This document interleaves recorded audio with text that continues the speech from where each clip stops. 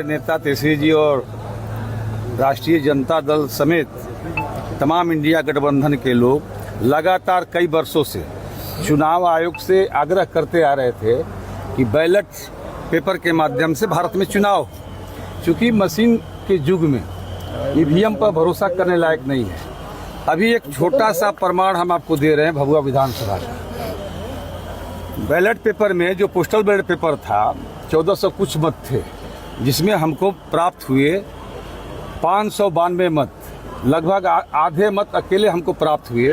Bharatiya Janata party को 300 कुछ मत प्राप्त हुए। तो पोस्टल बैलेट के हिसाब से तो हम जीते हुए उम्मीदवार हैं। ईवीएम पर हम लोग तो पहले से भरोसा नहीं करते थे।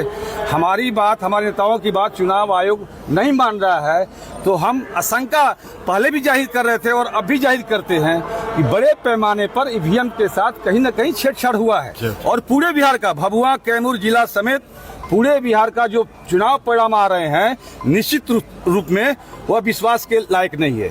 फिर भी हम आग्रह करना चाहेंगे, फिर से दोबारा अपनी बातों को दोहराना चाहेंगे कि देश भारत के अंदर, चूंकि भारत लोकतंत्र का सबसे विश्व के अंदर मजबूत देश है और लोकतंत्र मजबूत रहे विश्व पटल पर, इसलिए भारत के अंदर ईवीएम को हटाकर बैलेट पेपर से चुनाव हो, ताकि आम जनमानस में पारदर्शिता बनी रहे। जो लोग मतदान करते हैं अपने आप को छले हुए महसूस करते हैं।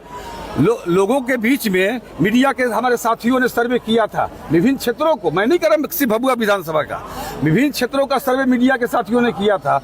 और उसके बाद जो परिणाम दिखे थे, जो जनता के बीच से जो आवाज आई थी, उससे साफ जाहिर हुआ था कि नहीं, महागठबंधन का यहाँ प्रत्याशी भारी मतों के अंतर से आगे है। और जब रिजल्ट होता है तो 20 से 25 हजार का अंतर भारतीय जनता पार्टी से राजद पीछे रहता है, ये कतई विश्वास करने योग्य नहीं है।